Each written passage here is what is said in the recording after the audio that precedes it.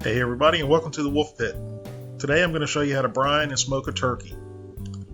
Over the years I've cooked many turkeys and I've brined in many different ways. This is by far the most streamlined, easiest way you're going to find to brine a turkey.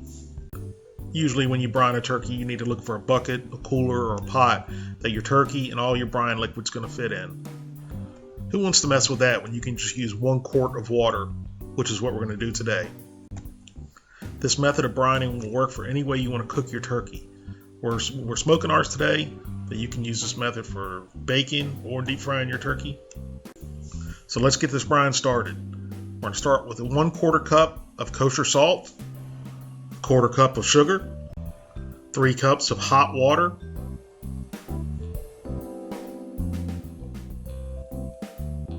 and we're going to give this a mix until all the sugar and salt are dissolved.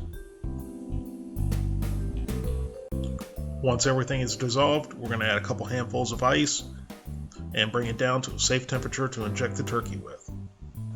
So here we have a 13.5 pound turkey that we've removed the neck and the giblets from. Now if you notice, I have a few toothpicks stuck in the turkey, and what this is when they slaughter the turkey, they really just cut into the cavity and it rips the skin to where you have an exposed piece of the breast. So what I do is pull the skin over that exposed piece and pin it down with the toothpicks. Real quick, let's talk pop-up timers. This pop-up timer, the specific red color, is set to go off at 180 degrees. If you cook your turkey breast to 180 degrees, you might as well feed it to the dog when it's done. It will be dry.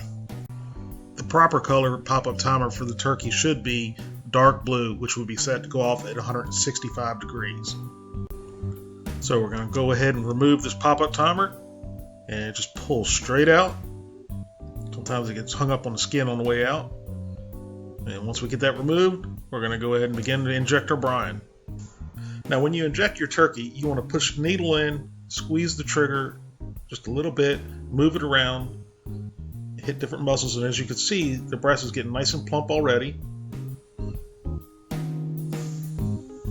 Just push it in, move it around, and watch it swell. And you do this until all of your brine is injected into the breast, the legs, the thighs, and the wings. And believe it or not, this turkey will hold the whole quart of brine. And by the way, you can buy a meat injector at the grocery store, at Walmart, online, just for a couple bucks. You don't have to spend a lot of money on one. After we injected our turkey, we put it in the fridge for about an hour, and now we have it on our Weber 22.5 inch kettle. And we have it set up for indirect cooking. And I have a fire brick over to the right, holding the charcoal as far away from the turkey as we can.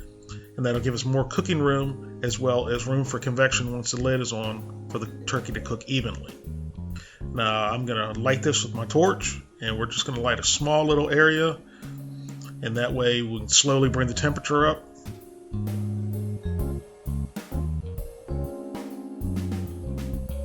Now I'm going to put 6 or 7 applewood chunks throughout our coals.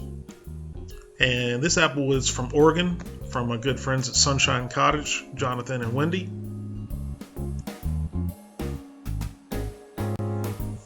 And here's a little better angle of our fire brick and charcoal setup we have. It gives you a little bit more room than using one of the Weber charcoal baskets. So we're going to slowly bring this up to temperature and let it cook in the 300-325 degree range. And cooking at those temperatures with this size turkey should take about right around 4 hours for this turkey to get to 165 degrees in the breast, and that should put the legs and the thighs at about 170 degrees, 175 degrees, which is sufficient in my opinion for dark meat poultry. And I'm monitoring my grill temps and my turkey temps with my older than dirt Maverick ET73. This thing is probably going on about 12 years old, but it still works like a charm, still keeps perfect temperature. Alright, after just a little over 4 hours, our turkey is done. It's 165 degrees on the breast and about 172, 173 in the legs and thighs. So we're going to let this rest for about an hour. Alright, after our turkey's rested for an hour, we're going to go ahead and start carving this up.